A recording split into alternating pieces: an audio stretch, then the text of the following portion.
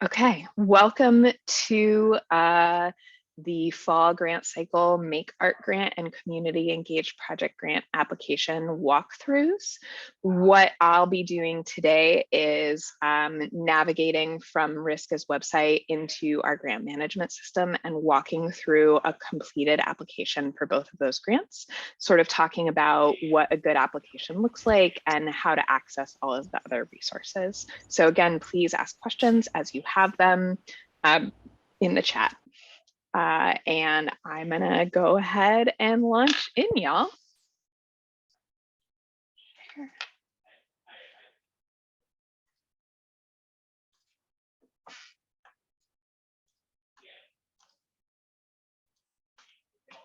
Okay. So you should all be seeing RISCA's website now. Will somebody give me a thumbs up if that's accurate? You're seeing RISCA's website, thank you. So this is what our website looks like. This is how you can find all of this information. The first place you would go is you just navigate over here to grants. And this will take you to a big list of everything, of all of the grants RISCA offers. The ones for artists are right up here. So you can click on the link for the grant and the grant will come up. Here's a nice headshot of me being silly, which is my normal state of being. So I just want to point out a couple of things in addition to this is how you find the grant guidelines. You can scroll all the way down to the bottom of all of this information. And at the bottom, you'll find a whole bunch of links. You will find a link to download the guidelines as a PDF in both English, Spanish, and English large print. You can download the question list. So this is a preview of the application as a PDF. And then you can download the timeline template and the budget template, which are both required forms. You'll also be able to download those within the application, which we'll get to. And then the really important one that I want to make sure you all know is the rubric. So I'm just going to click on it. And this is, if it opens up, here we go. This is the scoring rubric that the panels will be looking at and using to score your applications. So each panelist will have this. They'll be using this through all their scoring. It's right here. I encourage you to look at it before and during your writing time, so you can sort of see how folks are going to be scoring and what matters and doesn't matter. All right. So the easiest way to get to the grant application portal is to click right here. Make sure you're clicking on the one that says Grant Portal for Individuals, because as you'll see, there's a different grant portal for organizations. So this is what the logon page looks like. You will know that you're in the right place. The organizations ones looks exactly the same, except for this area right here where it says Portal for Individuals, that will say organizations. So make sure you're in the right place because the grants will be very different over in the organization portal.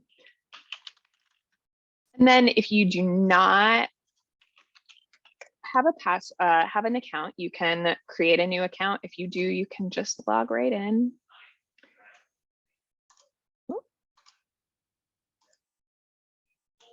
And this is what your dashboard will look like. So if you have never applied for a grant before, you won't have any active requests or historical requests. This will be empty, but it will have your basic information right here, which you fill out when you're creating an account. To apply, you'll go up to the apply button. And then these are all of the grants that are currently open for application by individual artists. Folk Arts Apprenticeship, Folk Arts Fellowship, we will not be talking about those two today. If you have questions about those, please contact my colleague, Elena Calderon Patino. Then we have the Community Engaged Project Grant and the Make Art grant. So these are gray here for me because I've already started applications, which we're going to look at. But in order to start a new application, you'll just hit the apply button. If you just want to look at the form, the application form, you can hit preview and it'll take you to this. You can look at all of the questions. And then there's 2 other grants that are open that have rolling deadlines. We won't talk about them today, but please check them out at some point and apply if it feels right to you. So I'm going to navigate back to home because I do have 2 grants in process already, one for community engaged and one for the Make Art grant. So we'll look at the community engaged project grant first. So this is an important note that once you start the application, you don't have to finish it in one setting. You can hit save and come back to it and edit it. And all you'll do to get back into your application in progress is hit edit application. I will say that, and then this is what it will look like when you're actually working on it. There is at the very bottom a save application. So as you're working through it, you want to hit that button if you're not ready to submit. That way it'll save everything in the system. And then when you're ready to submit, here's the submit application. So the top section will just be auto-populated. This is there everywhere. It will have all of these grant guidelines, the budget template, the timeline template, and the evaluation rubric all ready for you to download. Then this first section is super important, right? It's the eligibility section where we make sure that you are eligible to apply for and receive this grant. The first question is about US residency. So you must be a legal resident of the United States with a tax ID number. This means that you're a citizen or you're a permanent immigrant or you're a temporary resident. It does not mean you're here on a student visa or a tourist visa. You have to be in the United States legally and legally able to work, so you have a tax ID number. And if you have more questions about that, you can email me. The second piece is that you must be a Rhode Island resident and you must have been a Rhode Island resident for at least 1 year at the time of application. This means if you submit your application on October 3rd, which is the deadline, that you will have to have moved and been living in Rhode Island since October 3rd, 2021 at the lake. That's the shortest amount of time. And this means that your home in Rhode Island is your primary residence. So it's the address that you use for legal forms, income taxes, car registration, driver's license or state issued ID, voter registration, etc. So not your part-time home, your full-time home. Are you 18 years of age or older? Are you currently enrolled in an arts degree seeking program or attending high school full-time? So if you're currently in school, in college, getting your degree in education, you are in engineering or math, you are eligible for a RISCA arts grant. If you're a student at RISD studying painting, you are not. Or architecture or any other of the sort of arts family of degrees. And this is any college or university. It doesn't matter which one or where it's located. So your answer to this should be no. And that, I will say, that tricks up a lot of people because they just get in the pattern of yeses. So make sure you're paying attention as you answer those. And then finally, is this project initiated and organized by an artist? So just a reminder that we do have grants for education entities, for health, and for nonprofit organizations. So these grants are specifically for individual or groups of artists that are operating outside the system, like a formalized structure, like a nonprofit. The project you're submitting must not be receiving direct funding from another RISCA grant or an organization receiving general operating support for RISCA. This means if you were applying for something like PVD Fringe, the Wilbury Group, which puts on Fringe, does receive general operating support for RISCA. Fringe is a program of theirs. So even though they're not paying you, it is a program of an organization that receives general operating support, so it wouldn't be eligible. If you're applying for a self-produced performance that is getting in-kind donated space from AS220, but they're not doing marketing or anything like that, it's not a project of AS220, it's your project and you're just getting space, that's fine. And then we have a question in the chat. If I'm enrolled in a literature program, PhD English, I cannot apply for an artist grant for a theater project which has nothing to do with my course of study. That's correct. If you're involved in, if you're in any kind of arts degree program, you can't apply for a RISCA grant. However, if your theater project is through a group or something, you might want to look at project grants for organizations or going through a fiscal sponsor for project grants for organizations. Just one option. The next piece is basic information. So we ask that when you're registering for Found It, you use your legal name, the name that your check will go to on your W-9. But then we also ask for your preferred name. For many artists, they might go by or be known by a different name. That's totally fine. Put it in there if you, that's a optional field. Pronouns is also an optional field, but it's important. And if you're wondering what it is and why it matters, there's a nice click here. And then we'll get into the meat of the grant. So I am just going to talk about the Community Engaged Project Grant for a minute before we jump into all these application questions. So the Community Engaged Project Grant is the new version of the project grant for individuals, which we split out sort of into these two grant programs, Community Engaged Project Grant and Make Art Grant. The Community Engaged Project Grant really emphasizes active engagement with non or new artists. So you're really operating in more of a teaching artist role. So it's not appropriate for something like a concert where the audience is passive and just receiving. It is appropriate for something where the folks you're engaging with are creating or actively engaging in the art in some way. So you just want to make sure that you're really reading the examples and making sure that it really is interactive two-way engagement. This grant is for up to $3,000. The project has to happen between January 1st and June 30th, 2023. And we only award full amounts. So you can apply for anywhere between $500 and $3,000, but if you apply for that amount, you'll get that amount or you will not get a grant at all. We don't do partial awards in this grant program anymore. Questions so far?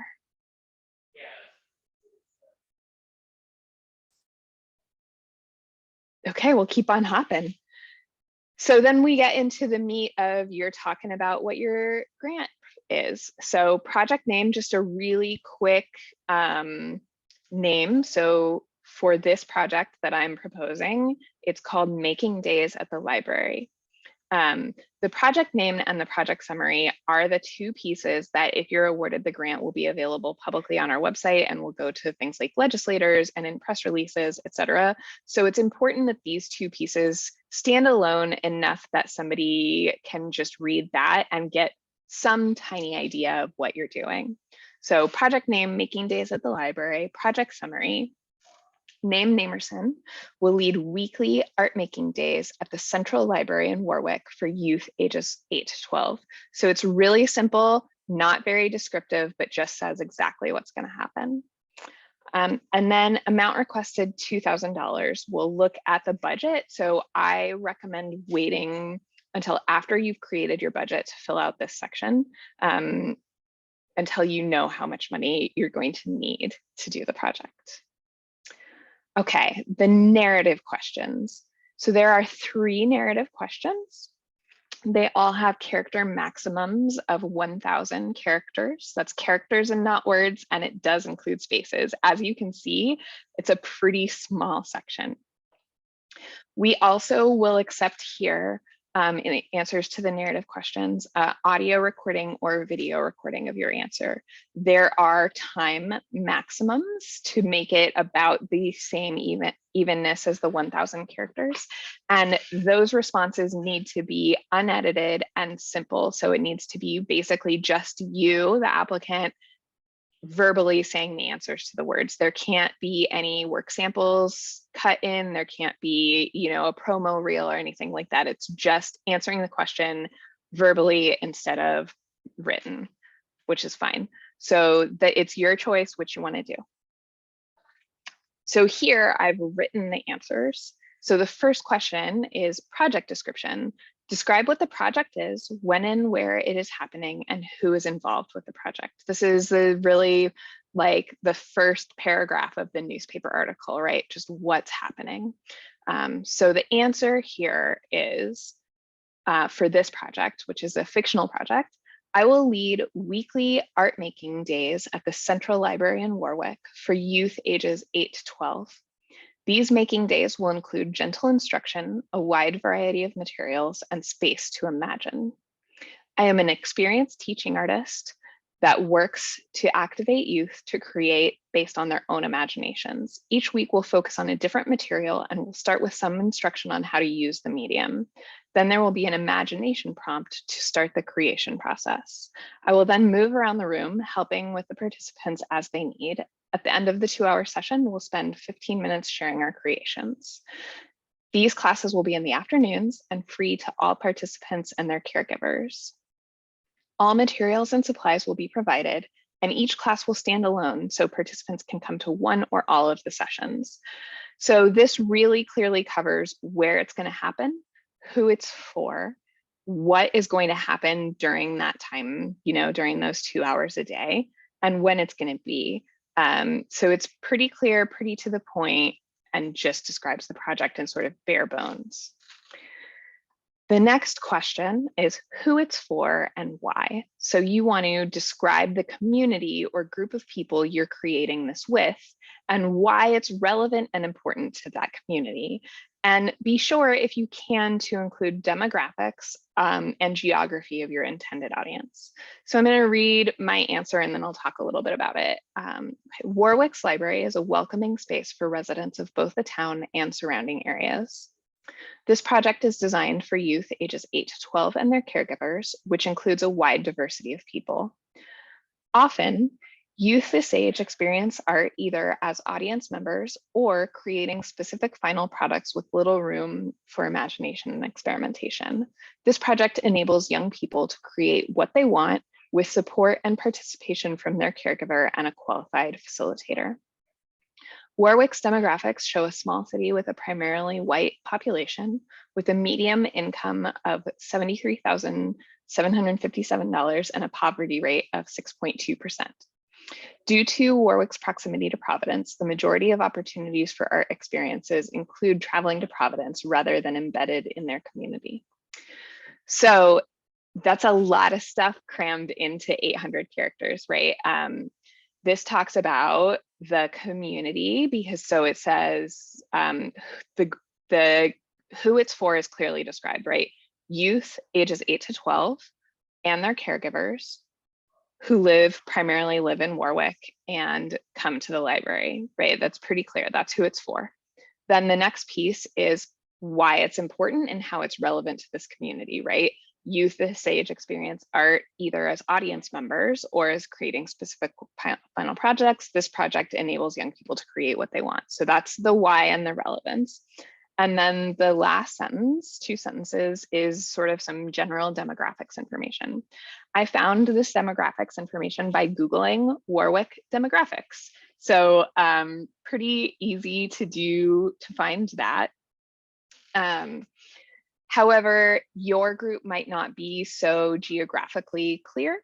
That's okay. If you don't have perfect demographics, that's fine. You just want to really clearly describe who this project is for, who your intended audience, who's going to be engaging with it is. And you can see here that it's still pretty broad, but it's not everyone, right? Youth ages 8 to 12 and their caretakers that live in Warwick. Questions about either of those so far?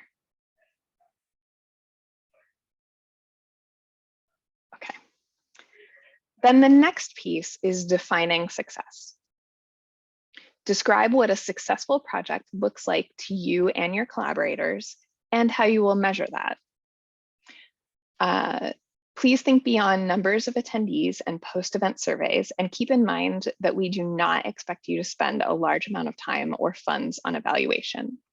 We recommend thinking about what success is for you and then figuring out what things indicate that. So I'm going to pause and answer this question. Could it be a group online? Yes, but it must be in Rhode Island, right? We're a state government agency, so it has to be a group of Rhode Islanders. But particularly in the pandemic, we saw and supported a large number of online art creating projects. But yes, it can be online or in person. Defining success. So this is really about thinking about the best case scenario, right? You wanted to sort of just describe what the best case scenario is. So for this project, it would be, for a successful project, I will hold 10 2-hour-long sessions, 1 a week for 10 weeks. I hope to have a minimum of 5 youth participants in each session, though can support up to 15.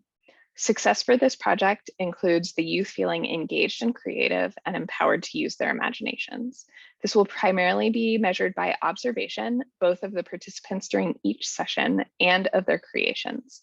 I will also ask for feedback using a survey for both youth and their caregivers at the end of the 10 weeks.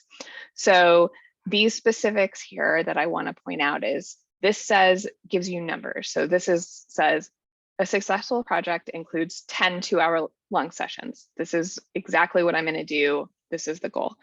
Then it says how many people, right? So met 2 indicators of success: holding 10 sessions, having at least 5 people at each session. And then we get into some of the squishy stuff, right? This is art. We know the squishy stuff really matters and it's harder to measure. That doesn't mean it's impossible. And that doesn't mean we have to measure it using only numbers and hard data.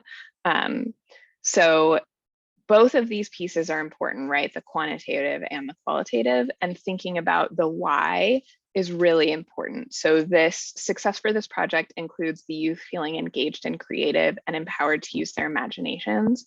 You can look right back up to the question one above, who it's for and why. And it talks about the goal of enabling youth to create what they want to create, right? So everything is related and feeds into one project idea.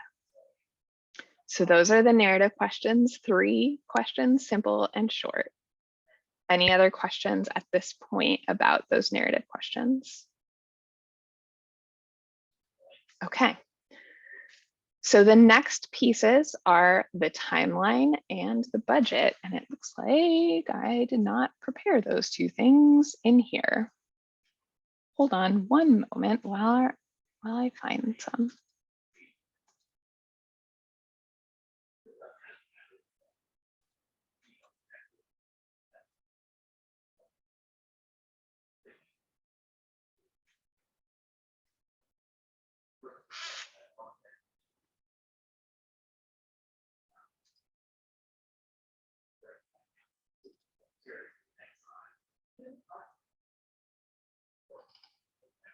Okay, they're just opening.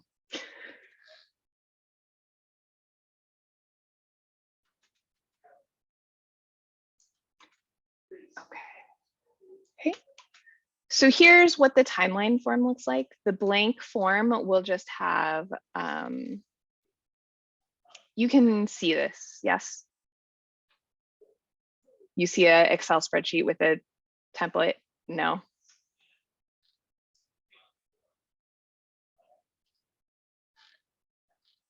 Thank you.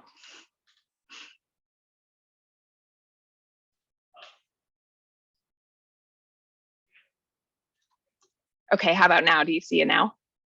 Great. So this is the timeline template.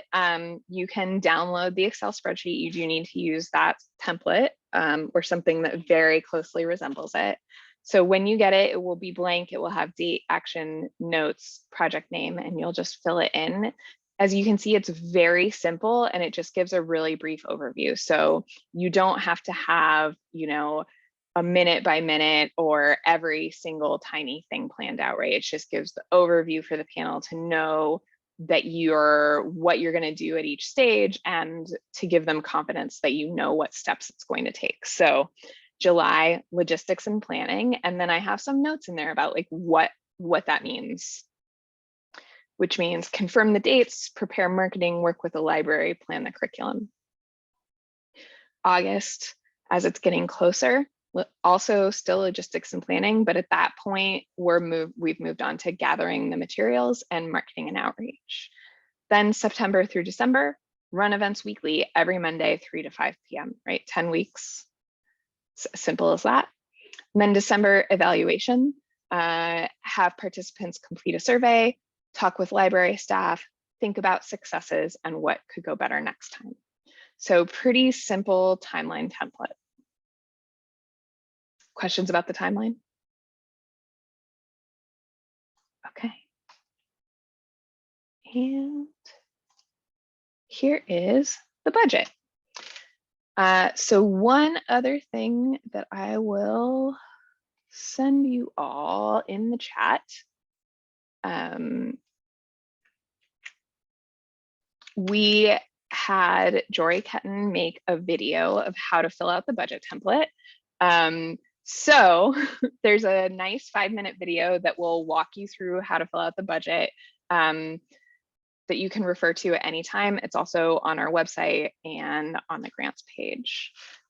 So the top part is revenue. So this is money in, and there's just 2 columns. So cash revenue, and then list the sources and amounts. And as you can see for this project, there's not any other revenue, right? We're not charging people for anything. Nobody's paying for anything. I haven't gotten other grants or donations. It's just the risk or request amount.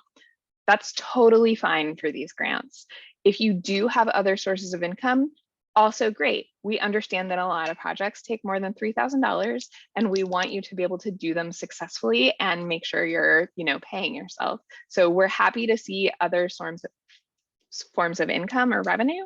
You just need to tell us what it is, and then give us a little detail. Mark confirmed items with an asterisk. So sometimes you might have applied for other grants from Providence City Arts, Culture, and Tourism, or the Humanities Council, or somewhere else, and you've applied, but you don't know if you've gotten it yet. So you would not mark it confirmed with an asterisk. And then as you total things, it'll auto total for you using the template. And then the second part is expenses. And again, this is only cash money moving in and out. It's not in kind. That's a separate question on the application, which we'll get to in a second. So here you can see payment to applicant, $1,500. And this is how I got to this amount, 5 hours per week for 10 weeks, 50 hours of work. Then the other $500 is materials and supplies, art supplies, including paper, paint, colored pencils, sculpture materials, etc. And that's it. It's just 2 line items. I didn't break out specifically how much I was paying for each kind of cardboard or poster, right? We don't need that from you. We just need your best guess, right? An educated guess is what a budget is. It's a plan. So it's pretty simple, and that's totally fine. Your budget is going to be as simple or as complex as works for your project. There are many cases, particularly in the Make Art grant, where the only items will be risk or request amount and payment to applicant, right? Because it's just asking for time to pay yourself, right?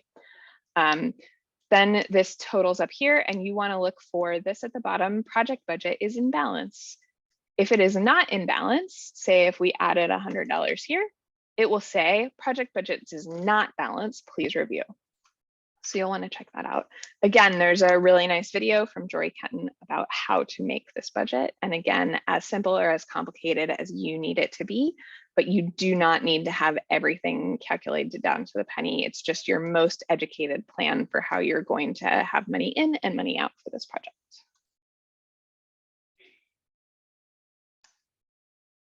And so you'll just upload those timeline template files here by clicking here. And again, you can download those templates at the bottom of the grant guideline webpage. You can also, again, download them by clicking here, up here, just in the application. And then the next question is, you're going to list any in-kind donations. So again, this is donations of stuff or space that is not donations of actual dollars. So this could be, for this project, its space is being donated by Central Library in Warwick, 3 hours per week. So you might remember that the actual class session is 2 hours. This gives me 30 minutes on either side for setup and teardown. 3 hours per week for 10 weeks, total of 30 hours. You do not need to estimate how much money that's worth, right? You just need to say what it is. And this could be lots of things. This could be in-kind donations of, say your friend is going to do a website design for you for free. That would be an in-kind donation, and you would say that in here, right? So this just demonstrates other support besides monetary, community engagement, and that sort of thing. Again, not required. That will not be a deal breaker on your grant application, okay? So it's fine if you don't have any in-kind donations. There's just a place to list them if you do. Then what would the risk grant funds be used for? So this project doesn't have any outside funding. So everything in the budget expenses will be paid for using RISCA grant funds. However, if you had a project that was $6,000 and you were asking for $3,000 from RISCA and you were getting $3,000 of money funding from other places, you would say, here's what items in my budget I'm going to use the RISCA grant money for. Payment to applicant, materials and supplies, insurance, right? That's all you need to do. Then we'll come here. This is one of our nice lists of things that we cannot use our money on. So this is programs that occur in spaces that are not ADA compliant. Capital projects, which basically means building a building or major construction or renovation, which you can't really do with $3,000 anyway. Fundraising expenses, prizes and awards, alcohol and some hospitality expenses, expenses outside of award period, re-granting. This means if you were going to have a competitive grant process using this funding, this does not mean paying collaborators for their time. Undergraduate or graduate school activities, religious activities, or private functions, right? This has to be open to the public in some way.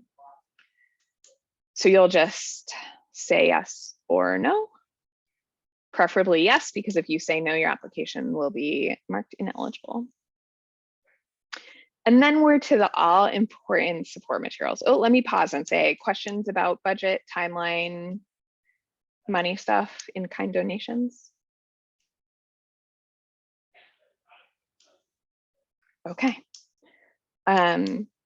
So support materials. You can attach up to 10 support materials. You don't need to use all 10. I recommend using at least 3 or 4.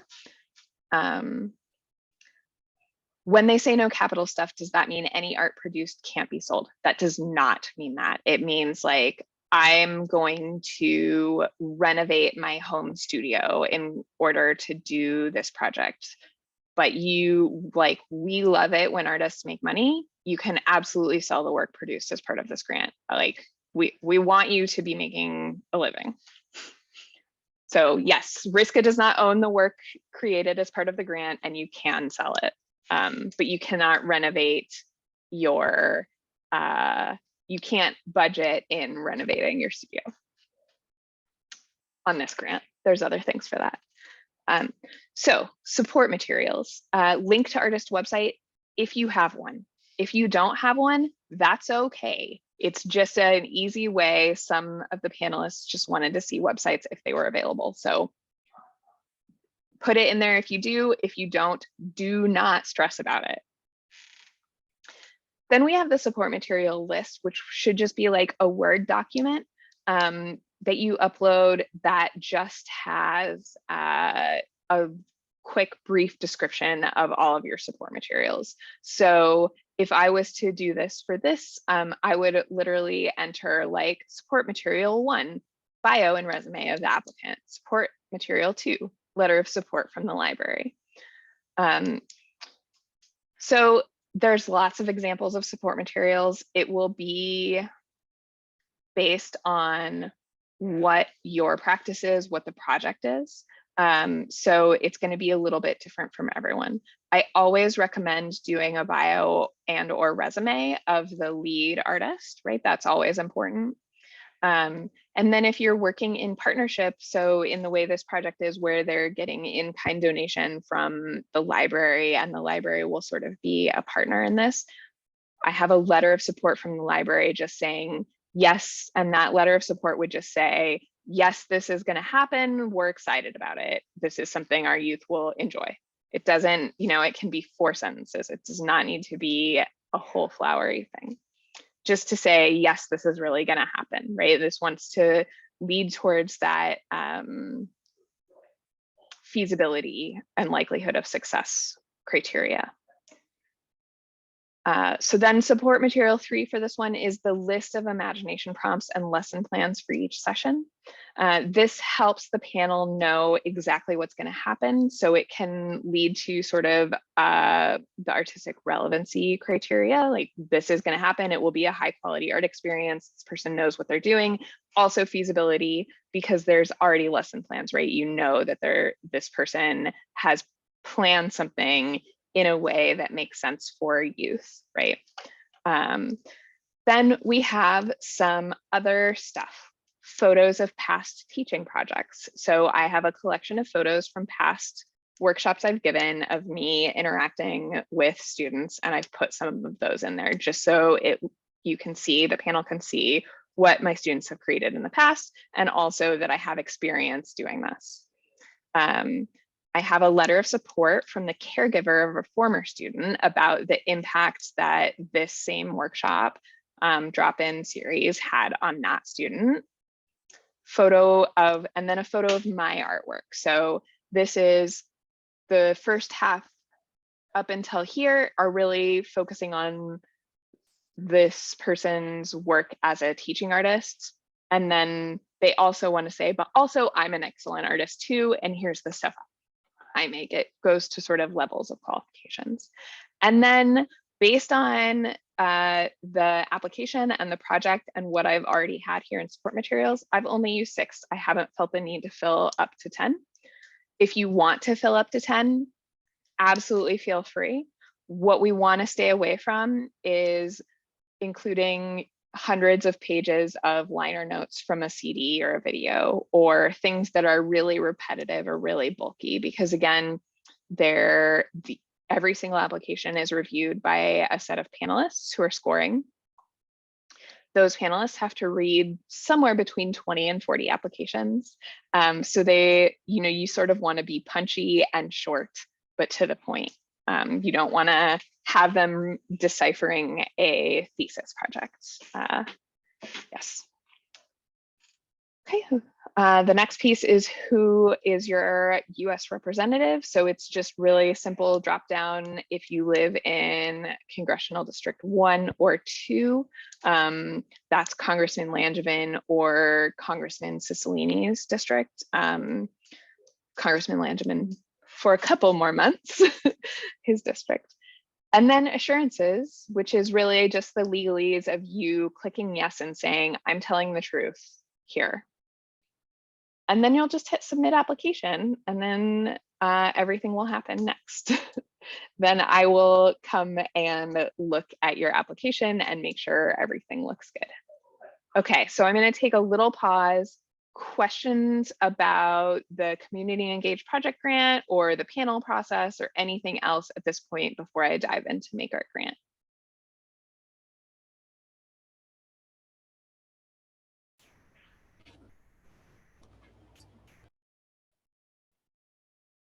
Can we teach kids to make food? Maybe. Art, so this is an art grant, so art has to be at the center. So it really depends on the situation and how the food is being created and what the artistic connection is.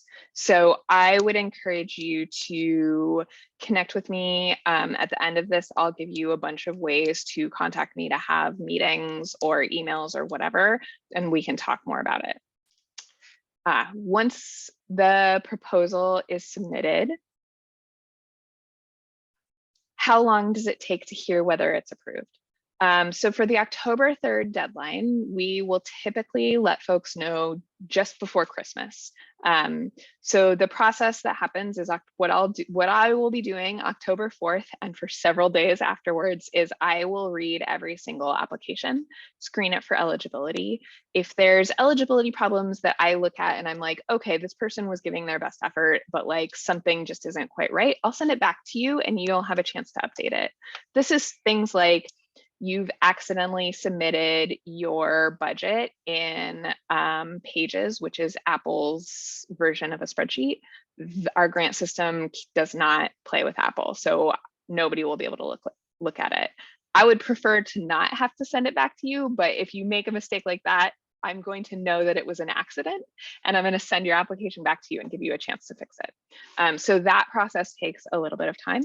So I'll read every single one, do an eligibility screen, then they move on to a panel. The panel is 5 people for community engaged project grants. They'll all be Rhode Islanders. And they read and score your applications at home on their computers. We estimate that they spend about 30 minutes per application. So that, and then they have to, they also go through a panelist training. So that process takes a while. And then they do an all-day panel review session where they discuss the applications together and rescore and then make funding decisions. So it takes a while because there's a lot of steps. We'll let you know in late December. Can I teach a class at an organization? Probably not. It depends on what that organization is. If Southside Community Land Trust asks you to teach a plants and art workshop and they market it and they say Southside Community Land Trust is putting on this workshop, that's a project of Southside Community Land Trust. They should be applying for the grant in our projects to grants to organizations. However, if you're like, I want to teach, I'm an artist, I want to teach a workshop about plants and art at Gallego Community Gardens.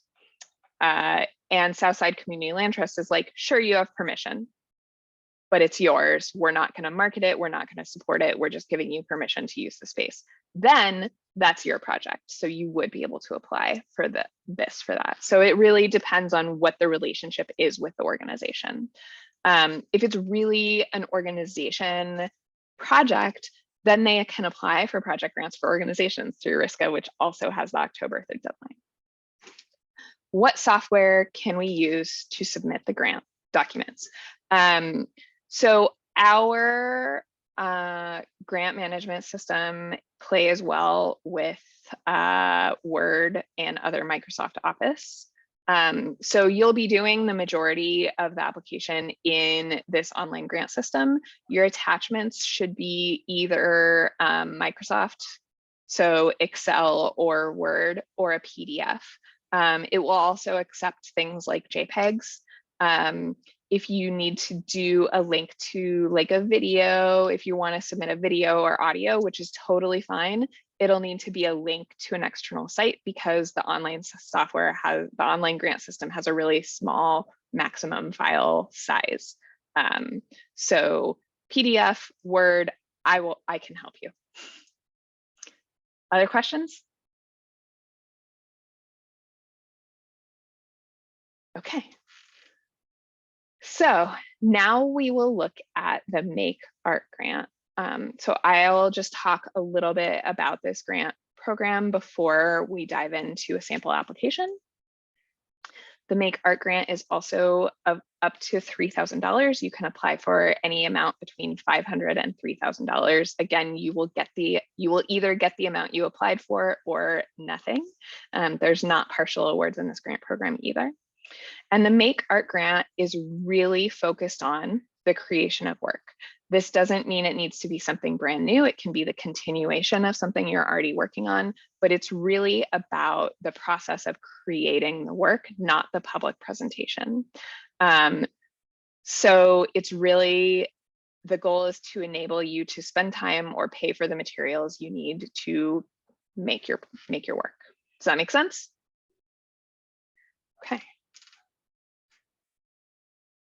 And again, the application is pretty similar to the community engaged project grant, and same stuff applies. The evaluation rubric is different, but it's available in the same way. The timeline template and the budget template are exactly the same as the community engaged project grant. So again, we're starting off with these same eligibility questions, the same basic information of preferred name and pronouns. And here we go. So the name of this project for all y'all theater folks in the room is Viewpoints and Climate Change. The project summary is Namerson, excuse me, Nombre Namington and Nome Naminator. Yes, I did come up with those names myself, will work towards creation of a new site-specific performance piece. The three artists will use viewpoints, a technique that uses improvisation and observation within time and space for ensembles to create work together, to create a piece around a theme of climate change and flooding. So one thing that's important to note here is that viewpoints is a form of work in sort of devised theater that most people won't know what it is, right? I know what it is because I have an undergraduate degree in theater and I studied with the folks that created viewpoints. So this project summary gives a really brief explanation of what viewpoints is, because most people won't know what it is, even within the arts world. So that piece is important, but again, it's still really short, really brief, really clear. Amount requested, $2,500. And then we'll move into the narrative questions. So these narrative questions are really similar to the ones in community engaged project grants. And again, the same thing applies where you can write your answer, but you could also do an audio or video recording as long as it's just you saying the answer to the question. Oh, you should be able to see this, and I forgot to share my screen. Thank you very much for that. Here we go. Now can you see everything? Thumbs up. Thank you.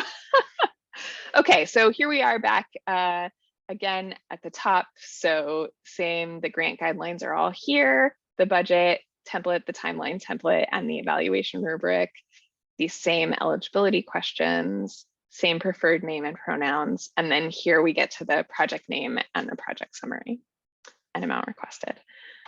So here's the narrative questions. So then we go right back into project description, describe what the project is, when and where it is happening, and who is involved with the project. And a lot of times who is involved with the project will just be you. That's fine, right? But in this case, it's not, it's a trio of artists working together. That's also fine, right? It could be solo, it could be a group of collaborators. Namerson, Nombre Nomington, and Nome Naminator will work towards creation of a new site-specific performance piece. The three artists will spend time together developing work and experimenting using viewpoints, a technique that uses improvisation and observation within time and space for ensembles to create work together. The artists will work around a theme of climate change and flooding, with a long-term plan being able to perform this piece at Salty Brine State Beach in Rhode Island. During this period of creation, the three artists will create a framework for the performance and an outline of the script. For 3 months, the artists will meet weekly for 3 hours. These rehearsals and planning sessions will alternate between experimenting and creating material at Salty Brine Beach and planning and scripting sessions in a dance studio. Outside of time together, each artist will spend time researching climate change and flooding impacts in Rhode Island. So I want to call some attention to some important things this, again, brief and a little bit repetitive project description does, which is that it makes it clear that this project is bigger than this 6-month funding period, right? This is during this period of creation, the three artists will create a framework for the performance and an outline of the script. So it's very likely that if this group gets this grant, they might come back next year to do a workshop production or fully flesh it out, right? So you can phase your work out through this grant if you need to for projects that might or will take longer than 6 months. That being said, it's not an open-ended project. It says specifically, here's the big picture of the project. We're going to create this work around climate change. It's going to be performed at Salty Brine Beach. During this period, here's exactly what we're going to do. So it's not just a general use of your time to continue your general artistic practice. It's a specific goal that you have to get somewhere. Again, no requirement for public presentation unless it helps in the development of your work. So if I was still a theater artist and was proposing this, the next step for me after I did this phase would probably include a workshop with a talkback rate. So it would include a public performance, but it wouldn't be done. It would still be focused on the creation of the work. So this talks about sort of the what, and then this talks about the how. 3 months, 3 artists, 3 hours, right? This is how we're going to accomplish this goal of creating this framework for the performance and the outline of the script. This is what's going to happen and where during the program period. Okay, the next piece is impact. It's an important shift for this grant from the Community Engaged Project grant, that this grant is about you, not the community you're engaging with, right? The Community Engaged Project grant, the goal there is to support and engage with community members. Here, the goal is to support your art making and your career as an artist. So when you're thinking about impact and defining success for the Make Art grant, it's really about you, and it can be both like quantitative, but also squishy, right? Like, why is it important to you? The panel last time really wanted to know the connection between you as a person and an artist and this project. So why you should be doing this project now.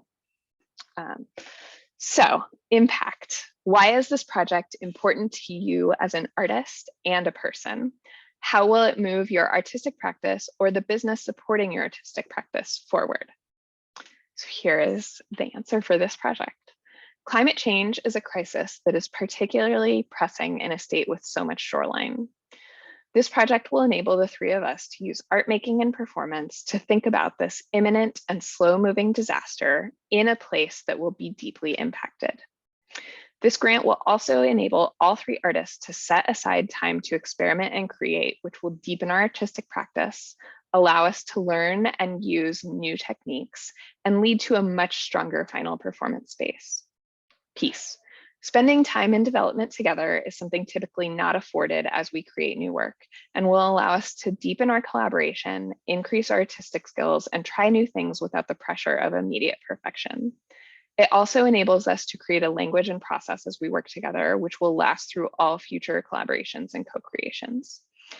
So this answer addresses the question in 2 ways. Like, why is a piece about climate change important here? Why is a piece about climate change important? So this links it to Rhode Island and to these artists and why this idea is important. Then the second piece is really about the like squishy art making stuff. Like, how rare is it to get to just spend time making stuff without needing to get it into a place where it can become financially supported, right? So this enables, this grant will enable these artists to like experiment and try stuff and build more slowly in a way that will result in a better piece at the end without being in a hurry to make money from it, right? So that's the good squishy stuff too, is like expanding and deepening the artistic practice, experimenting, trying new stuff, the stuff we all wish we could get paid to have time to do because it will make us better, but it's hard to set that time aside as an artist who needs to make a living. So impact. And then defining success. Describe what a successful project looks like to you and your collaborators. What are your goals? And what do you hope to learn? So here's the answer. We will have a framework of the performance and the outline of a script by the end of this development phase. So that's like pretty clear. This is what we're going to accomplish. It will be successful if we accomplish this specific thing. Other measures of success for the 3 of us include learning to use viewpoints as a method for creating new work, creating strong and open communication and collaboration between the three of us, and to have thrown ourselves into experimentation, embracing some failures as part of the process. We hope to create a process for moving this specific work forward to completion, but also a way of working that we can use in future collaborations and if/when additional creators join in specific projects. Success looks like the three artists feeling safe to experiment and create, pushing their artistry forward and creating an engaging and interesting performance. So again, this is sort of in two parts. One is here's specifically like the thing, the output that we're gonna finish as part of this project. We're going to finish the framework of the performance and an outline of the script. But then also here's all this other squishy, important things that define success for us as artists, right? Which is very different than a hard output. And it is really about learning and collaboration and goals. The squishy stuff is good, the why is good and important, right? We're an arts funder, we care about you as an artist. Okay, questions about those narrative questions?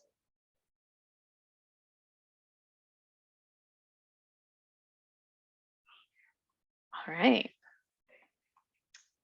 See, I'm supposed to do make art first because I did upload the timeline and the budget here. So we'll just take a quick look at the timeline and the budget because they're different than the other one, right? So again, really simple timeline, July 15th to October 15th, weekly rehearsals, all the artists, 3 hours a week. July 15th to October 15th, research on our own, all artists, about an hour each week, right? So this just spells out how much time everybody's going to spend doing what. Again, it doesn't have to break down into each thing specifically because we talked a little bit about that in the narrative. And then a meeting to plan the next phase of the project because it's clear in the application that this is the first phase in a longer project. So we want to make sure we build into our timeline the what's next, planning for the what's next. Okay, and here is the budget. Again, for this, particularly, no other revenue other than the RISCA request amount. That's going to be the most common thing that happens in the Make Art grant. Almost all of the applications we got in the spring were only RISCA. And then here's how we're going to spend this $2,500. So payment to applicant, $750. 3 hours, and then it says what the time is for. 3 hours of rehearsal, 1 hour of solo week per week for 12 weeks, total of 48 hours. Then outside artistic fees, $1,500, which is the stipend for the 2 other artists named in the application, each also spending 48 hours of time. And then $250 for materials and supplies like large paper, Sharpies, props, etc. Again, it's just an estimate that we are going to spend about $250 on planning and rehearsal supplies. And they're going to be things like paper, Sharpies, props. And again, it adds up to $2,500 and the project is in balance. So again, super simple, just adding and taking away line items as you need and everything else is blank. And then again, in-kind donations, we did get an in-kind donation for this project, which is donation of the dance studio rehearsal space. So I say what it is, who it's donated by, and how many hours, which is 18 hours.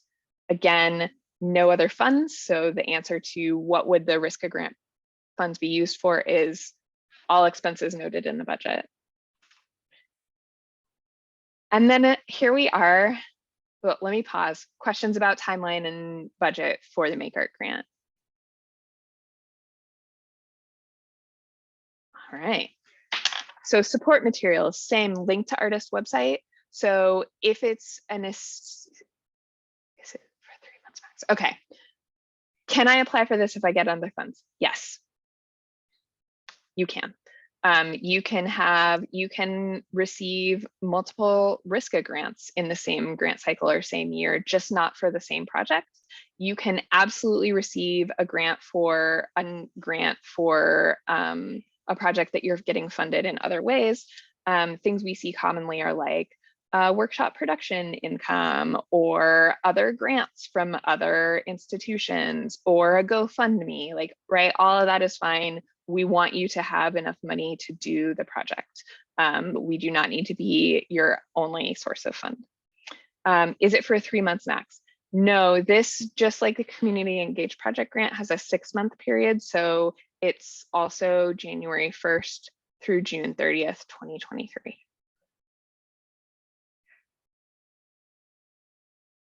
Anything else? All right.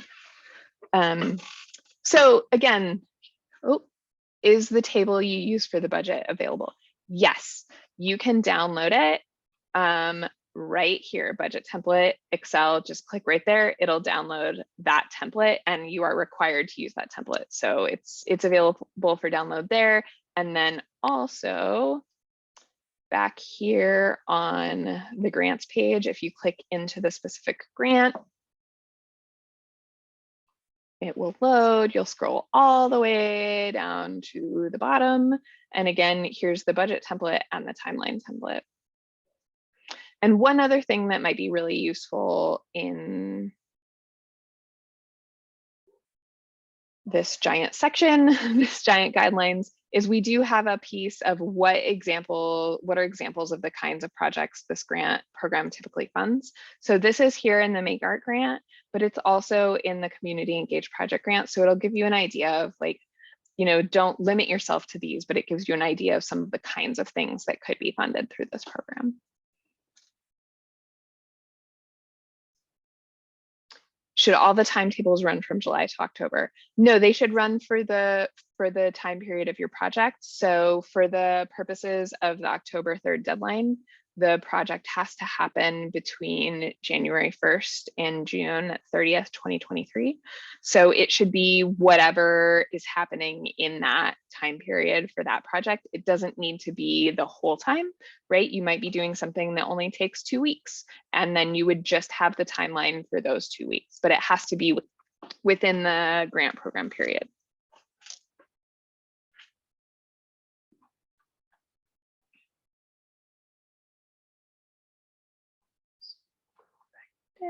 Okay. All right, yeah, just pop more questions into the chat when you think of them. So support materials, just like the other one, up to 10, starts with artist website. For the purposes of this grant, I would either link my personal website, or if I had a website for my work with these other 2 collaborators, right? If we had like a artist collective or something where we had documentation of past work or something, I would put that there. But again, not required and pretty relaxed. If you don't have it, not a big deal. They do not want social media. You are welcome to use a social media account in this link as long as you feel like it represents your artistic world. But there's not a question asking for social media accounts here, but it's totally fine to include that either in the link to the artist website. A lot of like particularly visual artists might have an Instagram and not a website. That's fine. Put your Instagram there. Or put your Instagram as one of your support materials. Also totally fine, right? Just pretty flexible here, what you submit, just thinking about what supports your application and what takes into consideration the review criteria. Okay, so again, the support material list with just like a quick description of what each one was. And the support materials that I would include for this grant application include the resume of the named applicant.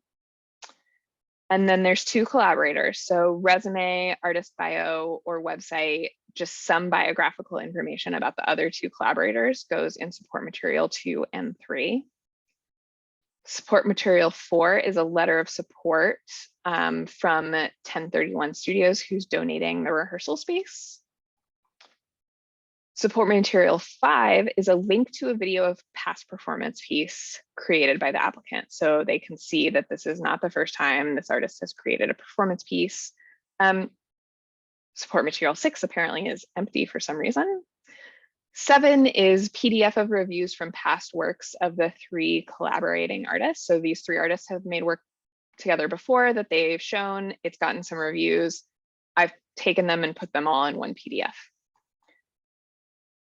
Number 8 is information about Salty Brine Beach. Because this is such a place-based specific piece, I have decided that it's important for the panel to know a little bit about this beach and why it's important.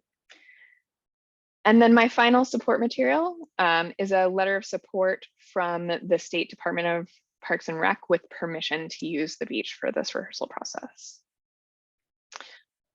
So I've used 8 support materials here, not all 10. Okay, question. If we want to make videos of our process, should we give a support material of a previous non-related video? Yeah, that's fine, as long as it supports sort of the idea, because they're looking for, the panel is really going to be looking at, is this person going to get this thing done? Is it going to move their artistic practice forward? How does it connect to their past work, right? Does it make sense for this artist to be doing it? So absolutely, support material of other past works, video of past works is great. It doesn't have to be the same medium. It doesn't have to be the same theme. It's just like, here, I'm an artist. I do things. You cannot apply for multiple projects, so you can only apply for 1 Make Art grant per grant cycle. So you have to pick one. You can apply for 1 Make Art grant and 1 Community Engaged Project grant at the same time. They have to be for different projects, but they're very different grant programs, but you can't apply for 2 Make Art grants.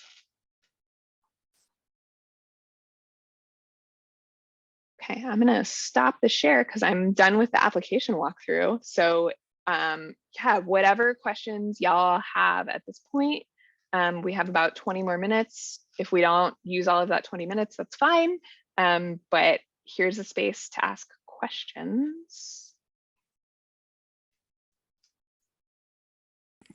Hi, I have a question. I know you talked about in the very start about eligibility in terms of being a resident and things like that. Yeah, so I'm an international student, but I do have a tax number. Then would that make me eligible? I don't have a green card. I don't have That's a fine. permanent residency card.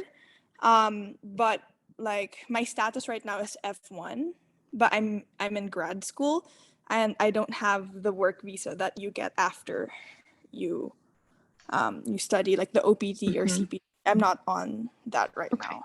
So how does that work? Yeah, I would need to look into that more closely.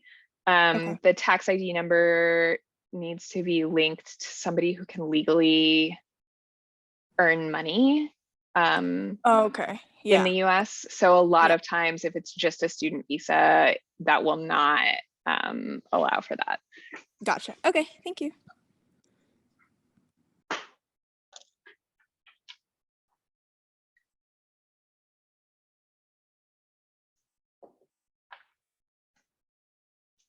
Okay, I'm going to put a bunch of links in the chat. That was a whole bunch. So once you start on your application and you're like, oh, I have like 6 more questions for Molly, that's fine. Here are some ways that you can ask them. The first is that we have a number of drop-in office hours. They're all on Zoom. And what this is I'll just be sitting probably right here in my apartment on Zoom for a couple hours, and you can pop in anytime and ask your questions or ask me to look at a budget or whatever you need. So there's 4 different days of those, including the application day and the Friday before the application day. I will say that if you log in to drop-in office hours on September 13th or 17th, it will definitely be me. If you log in to the drop-in office hours on September 30th or October 3rd, we'll be splitting, you know, I won't be sitting there for 6 hours. We'll be splitting that among other RISCA staff members. So they will do their best to answer your questions, or they'll like text me really quick or something. So I can promise you that I will be there on the 13th and 17th. I will be there for a couple of hours on the 30th or the 3rd, but my colleagues are very knowledgeable. And then I also have one-on-one meetings. You can sign up for a 30-minute time slot. Either, again, I'm still doing things fully remotely, so either Zoom or a phone call. Because we have poorly timed important national conference the second to last week of September, my last one-on-one meetings are September 15th. They usually go up until the deadline, but I'll be in Kansas City at a state arts agency conference. And then I'll be back the last week of the deadline, but I'll just have drop-in office hours. You can also email me.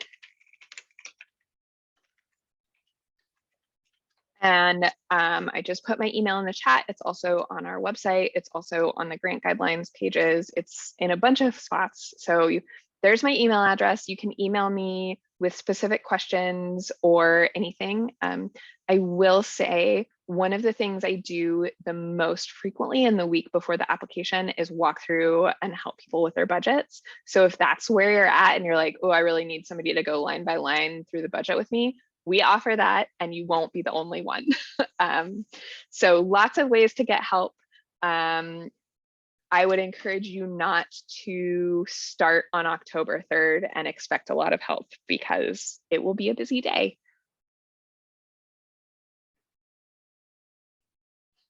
Any other questions?